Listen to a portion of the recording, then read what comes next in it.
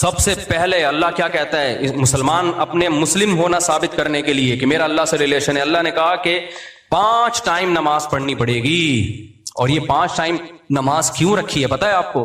کیونکہ وقت میں بہت بڑی تبدیلی ہوتی ہے۔ اللہ کہتے ہیں جب بھی اس کائنات میں بڑی تبدیلی ہوگی تو سب سے پہلے میرے سامنے سجدہ کرو گے، اس کے بعد اپنے کاموں میں لگو گے۔ تبھی تو قرآن کہتا ہے اقیم الصلاۃ لدلوک الشمس الی غسق اللیل، نمازوں کو قائم کرو دلوک شمس، سورج ڈھلکنے کے وقت، الی غسق اللیل، اور راتوں کے اندھیروں میں۔ تو غسق اللیل میں 2 نمازیں آ گئیں، مغرب اور عشاء، یہ دونوں رات کی نمازیں ہیں، لیکن ان دونوں کے اوقات میں بڑا فرق ہوتا ہے۔ مغرب میں فل اندھیرا نہیں ہوتا لیکن روشنی بھی نہیں ہوتی، بہت زیادہ وقت میں تغیر ہو جاتا ہے۔ اور غسق جو ہے لیل جب انتہائی درجے کی ہوتی ہے تو وہ عشاء کا وقت، جب بالکل کیا ہو جاتا ہے؟ اندھیرا۔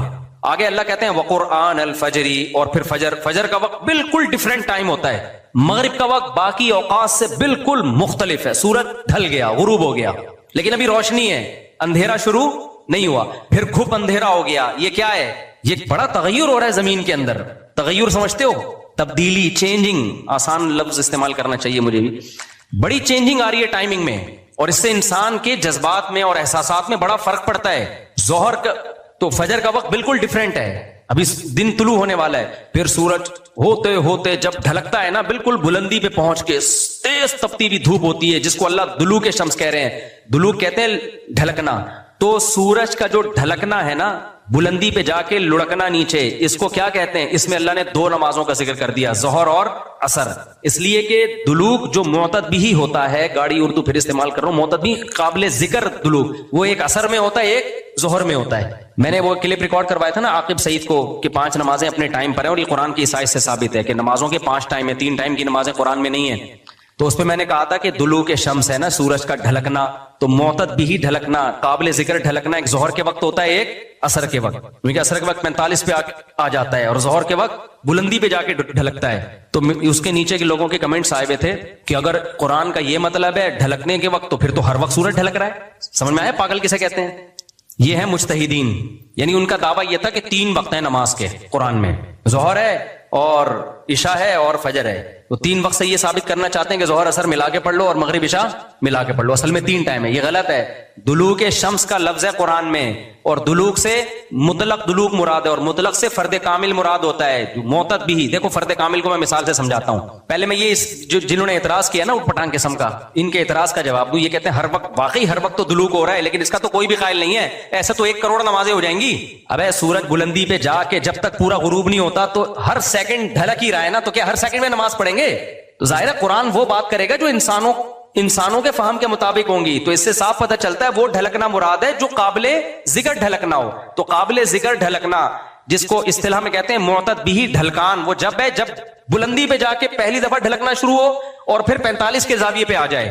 اس سے زیادہ ڈھلکان والی نماز حدیث سے ثابت بھی نہیں ہے۔ نہیں آئی میرا خیال ہے بات؟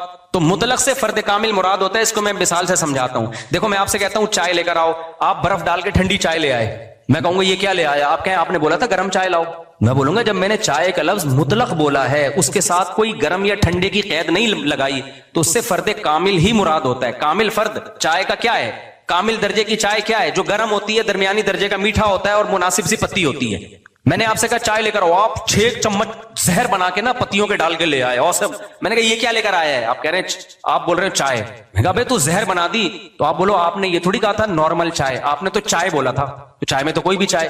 سمجھ میں آ رہی ہے بات کہ نہیں آ رہی؟ یہ چیزیں اصول فقہ میں پڑھی جاتی ہیں جو آج کل کے اسکالرز نے نہیں پڑھی، تبھی قرآن حدیث کا مطلب بھی ان کو سمجھ میں نہیں آتا۔ تو المطلق اذا اطلق یراد به الفرد الکامل، یہ اصول فقہ کا مسئلہ ہے، اور لغت کا بھی مسئلہ ہے، قاعدہ ہے، ضابطہ ہے کہ جب بھی کوئی لفظ علی الاطلاق بغیر کسی قید کے بولا جائے گا تو فرد کامل مراد ہوتا ہے، اکمل نہیں۔ اکمل کا مطلب بہت اوپر کی زعفران والی چائے، نہ، فرد کامل جو ناقص نہ ہو۔ زعفران والی چائے لے آؤ گے پھر بھی برا لگے گا۔ آپ بولو گے بھائی مفتی صاحب آپ نے چائے بولا تھا اور کہا تھا کہ فرد کامل مراد ہوتا ہے، تو میں اس میں زعفران ڈال کے لے آیا، اب میں پتہ نہیں زعفران پیوں نہیں پیوں یار، تو کیا کر کے لے آیا؟ میں تو کامل نہیں، میں تو اکمل۔ تو میں بولوں گا قاعدہ یہ ہے کہ مطلق جب بولا جاتا ہے تو نارمل جو کامل ناقص نہ ہو، اکمل مراد نہیں ہوتا اس سے، سمجھتے ہو؟ تو یہ قاعدے قرآن و سنت پہ بھی جاری ہوتے ہیں، کیونکہ اللہ میاں نے بھی تو کلام کیا ہے نا، نبی نے بھی تو کلام کیا ہے، تو نبی کے کلام میں بھی وہی لغت کے قاعدے چلیں گے جو عام قاعدے ہیں۔ سمجھتے ہو گے نہیں سمجھتے؟ تو اب دیکھو قرآن کہہ رہے اقیم الصلاۃ لدلوک الشمس، سورج کے ڈھلکنے کے وقت، تو ڈھلکنے سے فرد کامل جو کامل درجے کا ڈھلکنا ہے، تو کامل درجے کا ڈھلکنا ایک جب بالکل بلندی پہ جا کے ڈھلکنا شروع ہوتا ہے، اس کو کہتے ہیں ڈھلکنا، پہلی دفعہ جب ڈھلکنا، اور دوسرا جب 45 کے زاویے پر جو عصر کے قریب کا ٹائم ہے جس میں سورج میں تغیر پیدا ہونا شروع ہو جاتا ہے، تو یہ ڈھلکنا ہے۔ تو اب جب بھی زمین میں کوئی نیا ٹائم داخل ہوتا ہے نا، تو اللہ کہتے ہیں کیا کرنا ہے؟ سب سے پہلے اللہ کا شکر۔ تبھی علماء نے اصول فقہ کی کتابوں میں لکھا ہے کہ نمازوں کے جو اوقات ہیں نا، یہی نماز کا سبب ہے۔ سمجھتے ہو؟ اللہ میاں نے نمازوں کے اوقات کو نماز کا سبب بنا دیا۔ اب اس بات کو بھی سمجھو، اصل میں نماز کا سبب ہے اللہ کے احسانات۔ نماز جو ہم پڑھتے ہیں اس کا اصل سبب کیا ہے؟ اللہ کے احسانات۔ اب اللہ کے احسانات تو 24 گھنٹے ہیں، تو کیا 24 گھنٹے پڑھتے رہیں؟ ظاہر ہے اس میں حرج ہے۔ تو اللہ میاں نے کیا کیا؟ اللہ میاں نے بولا دیکھو شریعت کا ایک اصول ہے، ابھی کیا تمہیں پورا اصول فقہ بیٹھا کے سمجھاؤں میں، لیکن کیا کریں، سمجھائے بات سمجھ میں آتی نہیں۔ دیکھو شریعت کا اور کامن سینس کا بھی ایک اصول ہے کہ جب کسی، پہلے مشکل اردو میں سمجھاتا ہوں پھر ایکسپلین کروں گا، جب کسی حکم کا مدار حقیقت کسی حقیقی سبب پہ رکھنا ممکن نہیں ہوتا نا، تو سبب ظاہر پر حکم کا مدار رکھا جاتا ہے۔ مشکل ہے مجھے پتا ہے، آسان کر کے سمجھا رہا ہوں۔ دیکھو ہم جو سفر میں 2 رکعتیں پڑھتے ہیں، اس کی اصل وجہ ہے مشقت۔ کیوں ہم 2 رکعتیں پڑھتے ہیں؟ بھائی ٹینشن ہے سفر میں، اللہ نے نماز کیا کر دی کہ بھئی سفر میں آدمی ایسے راحت میں نہیں ہوتا جیسے گھر میں ہوتا ہے نا، تو اللہ میاں نے کیا حکم دیا کہ بھئی کتنی پڑھنی ہے؟ 2 پڑھنی ہے۔ تو اصل جو وجہ ہے نا سفر میں 4 کی 2 جو اللہ نے کر دی ہیں، اس لیے کہ سفر میں آدمی اتنی خوشی اور راحت میں نہیں ہوتا بلکہ تھوڑی سی ٹینشن میں ہوتا ہے۔ لیکن اگر اللہ تعالیٰ یہ کہتے کہ ٹینشن ہی پر حکم کا مدار ہے، تو یہ ٹینشن کم ہونے کے بجائے بڑھ جاتی۔ وجہ اس کی ہے کہ ہم سوچتے رہتے پتہ نہیں مجھے سفر میں ٹینشن ہو بھی رہی ہے کہ نہیں ہو رہی ہے۔ بعض دفعہ لوگ سفر میں گھر کی نسبت زیادہ خوش ہوتے ہیں۔ آپ جا رہے ہو جہاز میں یا ٹرین میں، بڑا مزہ آ رہا ہے، آدمی کو یار اللہ میاں نے تو کہا تھا ٹینشن کی، اب تو ٹینشن نہیں ہو رہی، تو وہمی تو ویسے ہی بڑھ جاتا وہمیوں کا پروگرام نا۔ وہ تو سارا جو 6 گھنٹے جس کا وضو نہیں ہوتا، وہ یہ کیسے سوچے گا کہ مجھے ٹینشن ہو رہی ہے کہ نہیں ہو رہی؟ پھر اگر ہو رہی ہے تو کتنے کلو ٹینشن ہو رہی ہے؟ بعض دفعہ ہو رہی ہے لیکن آدمی کہتا ہے یار اتنی تو مجھے گھر میں بھی ہوتی ہے، یا ہو سکتا ہے نہیں ہوتی ہے۔ تو اسلام ان بکھیڑوں سے نکال کے اللہ میاں نے کیا کیا؟ بھائی سفر سبب ہے ٹینشن کا، اور ٹینشن سبب ہے نماز کا۔ تو اصل سبب تو ٹینشن ہے، لیکن اگر ٹینشن پہ میں نے ڈال دیا نا مدار، تو یہ ٹینشن کم نہیں ہوگی، بڑھے گی، لہذا سفر پہ ڈال دیا میں نے۔ اب سفر ہوگا تو چھوڑ دو، ٹینشن ہے یا نہیں وہ 2 پڑھا کرو۔ نہیں ہے بات، میرا خیال ہے۔ تو یہ ٹینشن سے بچانے کے لیے اللہ نے کہہ دیا اب سفر میں چاہے انجوائے بھی کر رہا ہو نا آدمی، تو بھی ہم کتنی پڑھتے ہیں؟ 2 پڑھتے ہیں، اور مقام پہ جتنی مرضی ٹینشن میں ہوں پھر بھی پوری 4 پڑھتے ہیں۔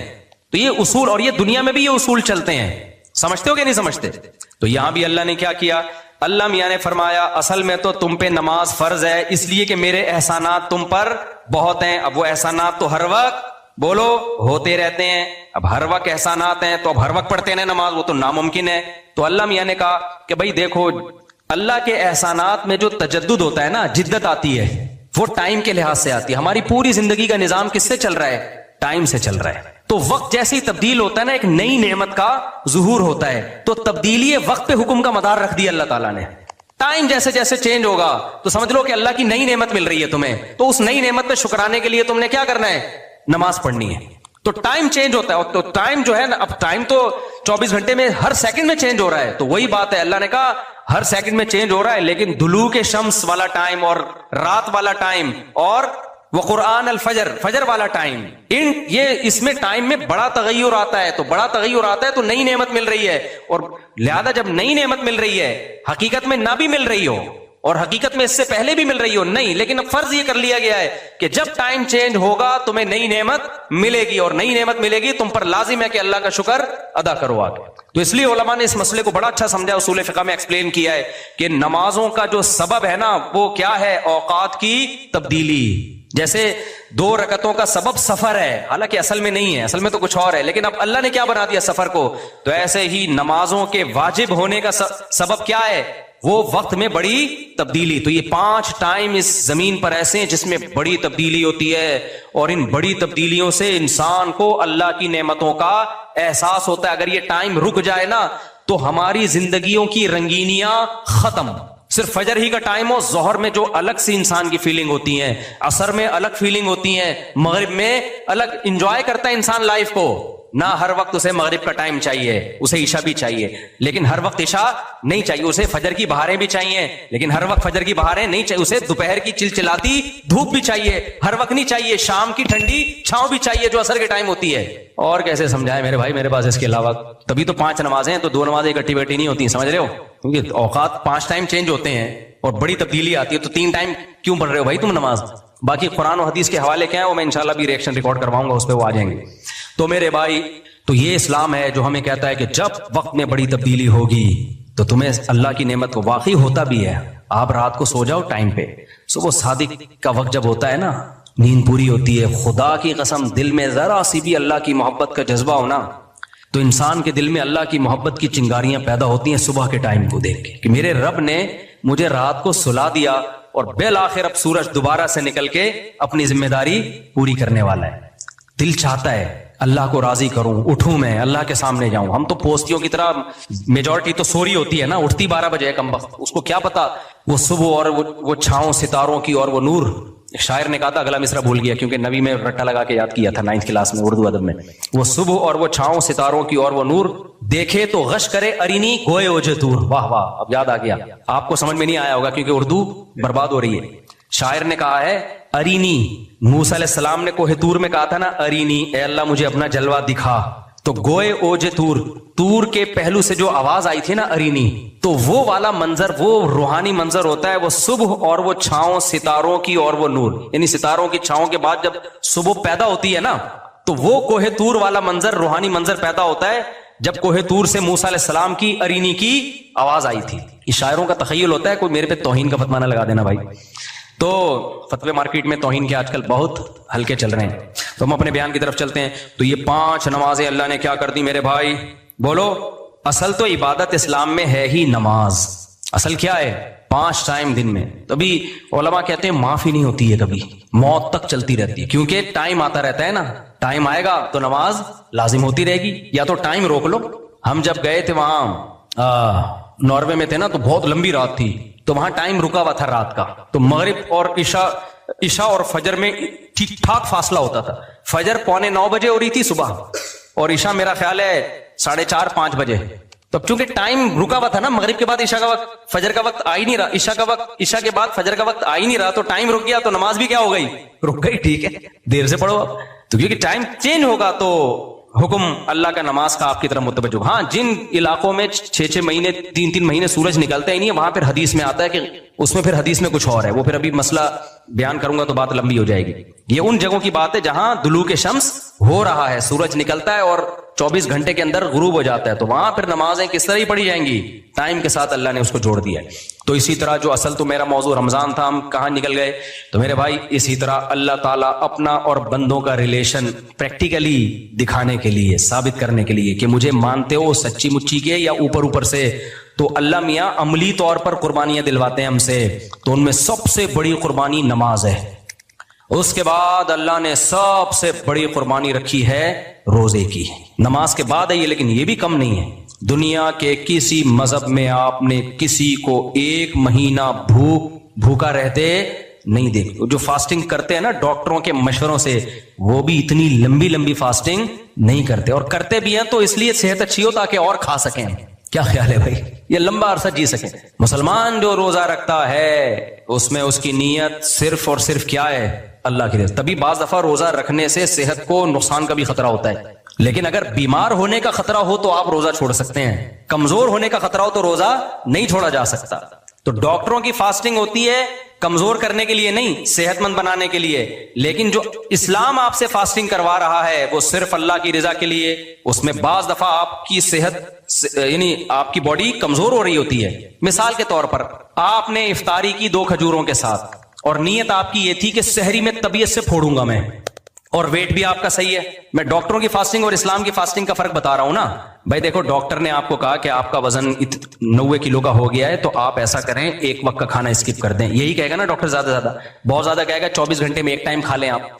کیا خیال ہے؟ یہ تو نہیں کہے گا کہ 48 گھنٹے میں 1 ٹائم کھائیں۔ کیا خیال ہے؟ اب کیا کیا؟ اور آپ کا وزن، اور جس کا وزن 60 کلو ہے اس کو تو یہ مشورے بھی نہیں دے گا، لیکن اسلام کیا کہتا ہے؟ بچہ جب بالغ ہو جائے تو اس کا وزن بے شک 45 کلو ہو، بھلے 30 کلو ہو، بھلے 35 کلو ہو، بھلے 25 کلو ہو، 25 किलो के भी होते हैं। कराची में जो गुटके वाले हैं, आप उनको तराजू में रख के देखें, हकीकत बता रहा हूं, जो गुटखा खाते हैं ना, सिगरेट पी रहे हैं कराची के लौंडे लपाड़े, उनको तराजू के एक पलड़े में रखें, हो सकता है वो झुका ही नहीं पलड़ा, दूसरे प्लेट पे वजन रखने की जरूरत ही ना हो। शुफ वाली सरकार को बुलाएं, वो दूसरे पलड़े पे शुफ करेगी, वो शुफ नीचे चली जाएगी और ये ऊपर चला जाएगा। तो ऐसा बारीक सा लड़का भी जब बालिग हो गया तो रमजान के रोजे उसको रखने पड़ेंगे। अब ऐसा बारीक आदमी जिसको डॉक्टर कह ही नहीं रहे कि वजन कम करो, उसको तो फास्टिंग का कह ही नहीं रहे हैं, अब क्या हुआ, उसने इफ्तारी में एक खजूर पे रोजा इफ्तार कर लिया, ये सोच के कि सहरी में मंड के फोड़ूंगा, और सहरी में उस बेचारे की आंख नहीं खुली। डॉक्टर सेहत के पॉइंट ऑफ व्यू से कहेंगे कि तुम रोजा नहीं रखो। मुफ्ती साहब क्या कहेंगे, तुम्हारे बाप को भी रखना पड़ेगा, जब तक मौत का खौफ ना हो या बीमार होने का खौफ। बीमार तो वो होता है जिसको शुगर हो, उसकी शुगर डाउन होने का खतरा होता है। नॉर्मल आदमी भूख से मरता नहीं है, ना बीमार होता है, पता है आपको, तड़पेगा, कमजोर हो जाएगा, मरेगा नहीं। भूख से मरना बहुत मुश्किल काम है, बहुत मुश्किल काम है, बहुत टाइम तक भूखा रहेगा तब जाके मरेगा। हाँ, शुगर का पेशेंट तो है तो एक अलग बात है, उसका शुगर डाउन हो जाती है एकदम। तो मुफ्ती क्या कहेगा, इस्लाम क्या कहेगा, ना भाई तू मुसाफिर है तो छोड़ सकता है, तू बीमार है या बीमार होने का खतरा है, गालिब गुमान हो, सिर्फ खतरा भी काफी नहीं है, गालिब गुमान हो, वरना खतरा तो हर वक्त हर आदमी को होता है बीमार होने का, ऐसे मौहूम खतरों का एतबार नहीं होता। तो पता है चला भाई ये रोजा किसकी खातिर रख रहा है, वो अलग बात है, जिम्मन उसकी सेहत भी फिर अल्लाह अच्छी कर देता है रोजे की बात, लेकिन ये कुर्बानी मुसलमान किसके लिए दे रहा है मेरे भाई, अल्लाह के लिए दे रहा है। और अगर फास्टिंग डॉक्टरों के हम सेहत के लिए कर रहे होते तो फिर ये टाइम तो है ही नहीं ना।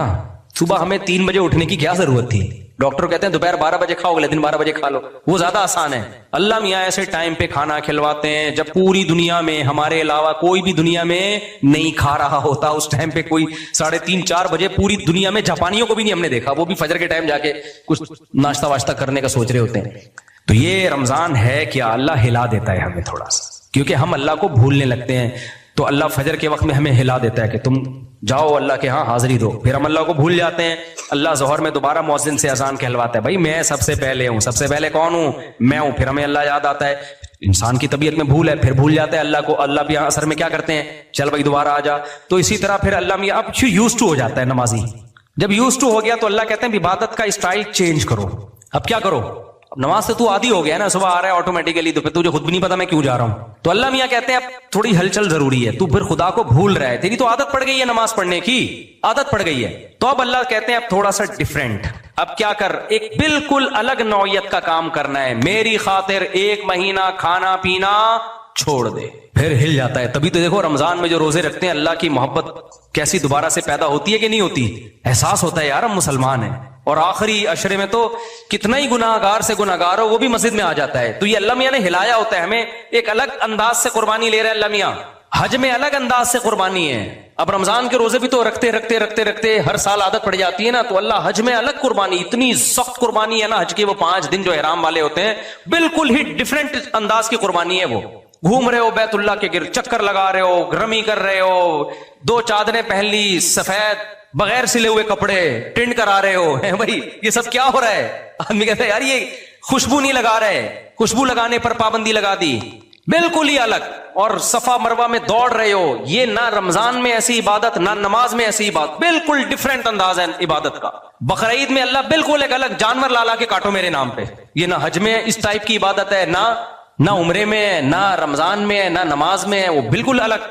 तो ये अल्लाह मियां जो हमसे करवा रहे हैं ना, ये बताने के लिए कि मैं तुम्हारी जिंदगी में इन रहूं। समझते हो कि नहीं समझते? तो कामयाब वही होगा जिसकी जिंदगी में अल्लाह इन होगा, और जिसने अल्लाह को अपनी जिंदगी से आउट किया तो वो जन्नत से क्या हो जाएगा, आउट। अल्लाह कहेगा कि जन्नत में इन होने के लिए जरूरी है कि दुनिया में तुम मुझे अपनी लाइफ में इन रखो। कल एक खातून ने मसला पूछा, वो कहने लगी, वो नाम नहीं लेनी अपने रिश्ते का ना, बस ये बता के बयान खत्म करता हूं। तो खुलासा ही निकला कि रोजे रख लिया करो तमीज से, ठीक है ना, अभी से नियत करो, और नफली रोजों की आदत डाला करो। पीर जुमेरात का रोजा हो गया, तो हमें अल्लाह से ताल्लुक को हमने दिखाना है। अल्लाह खाली पीली जबानी बातें नहीं मानता, और ये इस्लाम का हम पर एहसान है कि हमें जब अल्लाह का तारुफ करवाया ना, तो अल्लाह के तारुफ के साथ फिर उसने हमें अल्लाह से रिलेशन मजबूत करने का तरीके भी बताए हैं, और बताया कि जब अल्लाह को मानोगे तो फिर वो वाला मानोगे जैसा मानने का हक है। इससे ही तो अल्लाह की मोहब्बत पैदा होगी, वरना वो वाला मानना जो गैर मुस्लिम मानते हैं, उस मानने ना मानने में कोई ज्यादा फर्क नहीं है। तो ऐसा वाला मानना अल्लाह नहीं मानता इसको। तो भाई وہ میں بتا رہا تھا خاتون نے نا مجھ سے، میں نے مسائل ریکارڈ کرواتا ہوں نا آسک والے چینل پہ، تو اس میں کسی نے پوچھا، وہ اپنے رشتے کا نام نہیں لے رہی کہ میرے شوہر نے مجھے کہا ہے کہ ان سے جو ہے نا ریزرو رہو، اب وہ نام نہیں لے رہی، تو کہہ رہی ہے کہ وہ مجھے لگ رہا ہے وہ جٹھانی وٹھانی یا ساس واس ہے، ان سے میں نے جب بھی بنانے کی کوشش کی ہے انہوں نے مجھ سے توڑنے کی کوشش کی، ان کو جب بھی میں نے سمجھایا تو کیا میں ان سے میں نے کہا آپ ان کو اپنی زندگی سے ان کرنے کے بجائے، اپنی زندگی میں ان کرنے کے بجائے کیا کر دیں، نام نہیں لے رہی کہ کون ہے، جٹھانی ہے یا ساس ہے۔ میں نے کہا دیکھو یہ خاتون ان سے کتنا ڈر رہی ہے، تو جب اتنا ڈر رہی ہے بھائی، اتنی خطرناک ہے یہ ان، تو اس ان کو ان کرنے کے بجائے کیا کر دو، آؤٹ کر دو۔ تو بھائی میرے اللہ میاں کو ہم اپنی زندگی سے آؤٹ نہیں کر سکتے، ان کرنا پڑے گا۔ اور یہ اسلام سے، میں تو کہتا ہوں یار ہمیں اللہ نے مسلم پیدا کر کے خدا کی قسم ہم پر بہت بڑا احسان کر دیا، سب سے بڑا احسان اللہ نے ہمیں اسلام دے کے کیا ہے۔ کیسا خوبصورت عبادت کا نظام دیا، اگر ہم مسلم نہ ہوتے، اللہ نہ کرے تو کیا ہوتا، کتنے مسائل۔ ابھی لاہور میں کانفرنس ہونے والی ہے، بہت سے غیر مسلم مسلمان ہوئے ہیں، اس کانفرنس کے یہ کہ اگر مسلم نہ ہوتے تو یہ اسلام دنیا میں نہ ہوتا تو دنیا ہوتی کیا، دنیا ہوتی کیا؟ سب سے پہلی بات ہماری تو چار ہوتی نہیں، اگر ہم اللہ نہ کرے بچے ہی نہ ہوتے، یہ خوشیاں جو گھروں میں ملی ہیں کس کی برکت سے ملی ہیں، اولادیں ہی نہ ہوتی، ہم بھی انگریزوں کی طرح ایک گرل فرینڈ ہوتی اور اس کا کوئی پتہ نہیں، کسی بھی وقت مارکیٹ سے شارٹ۔ اور عورت کا تو ایسا بیڑا غرق ہوتا نا سوسائٹی میں، ہماری مائیں نہ ہوتی، ہماری بہنیں نہ ہوتی، عورت گوروں کی طرح، جاپانیوں کی طرح اکیلی گھوم رہی ہوتی کسی بوائے فرینڈ کے ساتھ، نہ اس کا پیچھے پوچھنے والا کوئی بھائی اور نہ وہ کسی کی ماں ہوتی، بس فزیکلی ہوتی، بچے اس کی خدمت کر کے ثواب حاصل نہیں کر رہے، ریلیشن تو ہوتے ہی نہیں، نہ ہم اتنے صاف ستھرے ہوتے جتنے اب ہیں۔ میں نے بتایا تھا نا آسٹریلیا میں ایک گورے کو میں سمجھ رہا تھا بڑا نیک صاف ستھرا، جنرل اسٹور پہ میں گیا، اس نے بنیان پہنا ہوا تھا نا، دو گورے کھڑے ہوئے تھے، تو میں نے کہا یار کیسے نیٹ کلین، تو جوتوں کا ڈبہ نکالنے کے لیے اس نے جب یوں ہاتھ اوپر کیے نا دونوں نے، تو میں واقعی بھاگا ہوں وہاں سے۔ سب ایسے نہیں ہوتے، کسی کا مذاق اڑانا مقصد نہیں ہے، سب ایسے نہیں ہوتے۔ تو میں نے پہلی دفعہ یہ منظر، تو میں نے وہاں پوچھا، میں نے کہا یار یہ کوئی سمجھانے والا نہیں ہے، یہ تو ویسے ہی کتنا برا لگ رہا ہے۔ تو وہ جو میرے میزبان تھے انہوں نے کہا شکر کرو بھائی ہم کیا ہیں، مسلمان ہیں، ہمیں اللہ میاں نے سمجھا دی ہیں چیزیں بہت پہلے سے۔ تو صفائی نہیں ہے میرے بھائی، صفائی نہیں ہے، ہم پانی سے استنجا نہ کرتے اگر ہم مسلمان نہ ہوتے، ہمارے رمضان کی رونقیں نہیں ہوتی، ہمارے ریلیشن نہیں ہوتے۔ ہم نماز پڑھنے میں کتنا مزہ ہے، فجر کی نماز میں تو ایسا لطف ہے یار، صرف اٹھنے کی تکلیف ہوتی ہے تھوڑی دیر کی رضائی سے نکلتے ہوئے، اس کے بعد جب وضو کر کے آؤ کیسا نور برس رہا ہوتا ہے کہ نہیں ہوتا، ایسا سکون ملتا ہے یار۔ کسی مذہب کی عبادت گاہ میں یہ روحانیت ہوتی ہے؟ حالانکہ ان کی عبادت گاہوں میں ڈیسک ہوں گے، کرسیاں ہوں گی، سونے اور چاندی کے وہ لگے ہوئے ہوں گے اور بڑا ڈیکوریٹ کیا ہوا ہوگا۔ میں ایسے ایسے عبادت گاہوں میں گیا ہوں، اربوں روپے کا سونا لگا ہوا ہے اندر، سکون نہیں ہے۔ اور آپ کسی گاؤں دیہات کی مسجد میں چلے جاؤ، ایک مؤذن ہوگا بیچارہ جھاڑو لگا کے پوچھا لگا کے مسجد صاف کر رہا ہوگا، وہاں بھی نماز پڑھو وہی سکون ملتا ہے جو الفلاحیہ میں ملتا ہے۔ اور حرم چلے جاؤ تو ایک الگ ہی مزہ ہے۔ تو بھائی اسلام نے جو، خدا کی قسم آخرت تو بعد میں ملے گی، اسلام نے ہمیں دنیا میں بھی کیا کر دیا، ہماری زندگیوں کو سکون اور خوشیوں سے بھر دیا ہے۔ رمضان کے روزے کی تکلیف تو ہوتی ہے، لیکن خدا کی قسم جو افطاری میں لذت ہے وہ لذت غیر مسلم کو نصیب نہیں ہوتی۔ وہ ہماری تکلیف کو دیکھ رہا ہوتا ہے کہ سارا دن بھوکے پیاسے کتنا مزہ آتا ہے۔ بس ایک واقعہ سنا کے بیان ختم کرتا ہوں۔ میں پشاور میں تھا نا، تو ایک بوڑھے آدمی آئے، انہوں نے مجھے کہا کہ بھائی وہ کسی نے چھیڑ دیا۔ میں جہاں بھی جاتا ہوں 4 شادیوں پہ لوگ چھیڑ دیتے ہیں دوسرے کو، تو ان بوڑھے سے کہنے لگے، وہ پٹھان تھے، ان کو کہنے لگے یار تم 4 شادیاں کرو، سنت ہے۔ اس بوڑھے نے ایک بات کہی، اس نے کہا خدا کی قسم مزہ اللہ نے صرف 2 چیزوں میں رکھا ہے، ایک اللہ کی راہ میں لڑنا اور دوسرا افطار کرنا روزہ۔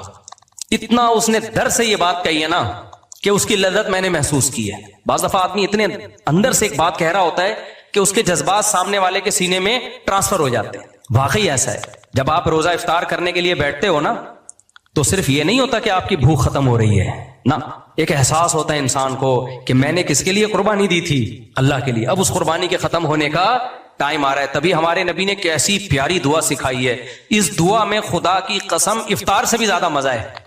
آپ صلی اللہ علیہ وسلم جب افطار کر کے کھجور سے افطار کرتے ہیں نا، کیسی توانائی آتی ہے نا، ایک دم جسم میں طاقت آ جاتی ہے۔ تو آپ فرماتے ذهب الظما، شدید پیاس کا روزہ ہو، کھجور کھاؤ اور پانی پیو، تو آپ فرماتے ذهب الظما، پیاس چلی گئی۔ یہ بتانے کی ضرورت ہے کہ پیاس چلے گی، لیکن نبی اللہ کا شکر ادا کرنے کے لیے اپنی زبان سے یہ الفاظ دہرا رہے ہیں، ذهب الظما، پیاس چلی گئی۔ کیوں؟ اس لیے کہ یہ کہنے میں مزہ آتا ہے یہ کہنے میں کیا آتا ہے؟ لطف آتا ہے. ذهب الظما، پیاس چلی گئی. وابتلت العروق، اور رگیں تر ہو گئیں. کیسا ٹھیلا خشک ہوا ہوا ہوتا ہے مغرب سے پہلے روزے دار بھی چڑچڑے ہوئے ہوتے ہیں، پکوڑوں کی دکان پہ جھگڑے، پیٹرول پمپ پہ لڑائیاں، اور افطاریوں پہ تو ہم نے رولوں پہ لڑتے ہوئے، رول نہیں ہوتے، ایک خاندان تھا، بھی اشارہ نہیں کروں گا، رول پہ لڑائی ہوئی ہے ان کی. افطار ہوا نہیں ہے، بھی رول پہ لڑائی، وہ اس نے یوں کر کے آگے کر لیا، اس نے یوں کر کے پیچھے کر لیا. تو یہ سب آنتوں کی خشکی کی وجہ سے ہو رہا ہوتا ہے. ہم لوگ ڈر گئے تھے ان کو دیکھ کے، ہم نے کہا پتہ نہیں کیا ہو گیا. بعد میں پتہ چلا وہ رول پہ لڑائی ہوئی ہے، کیونکہ اس سے بھوک کی حالت میں دسترخوان بھی اچھا لگ رہا ہوتا ہے. آدمی کہتا ہے دسترخوان کھا جاؤں گا، وہ تو جب 2 نوالے پیٹ میں اترتے ہیں پھر رول کا پتہ چلتا ہے بھائی 50 روپے سے زیادہ یا 20 روپے سے زیادہ کی ویلیو نہیں ہے. اس سے پہلے کیا جذبات ہوتے ہیں. تو آپ نے فرمایا ذهب الظما وابتلت العروق، رگیں کیا ہو گئیں؟ تر. وثبت الاجر انشاءاللہ، اور فرمایا روزے کا اجر اللہ نے لکھ، دنیا کا بھی مزہ دے دیا اللہ نے، اور آخرت میں بھی اس کو محفوظ کر لیا. اور اس سے بڑی خوشی کیا ہوگی میرے بھائی کہ جسمانی لذت بھی اور روحانی لذت بھی، اس سے غیر مسلم محروم ہے. تو اللہ ہمیں اسلام کی قدر کی توفیق عطا فرمائے.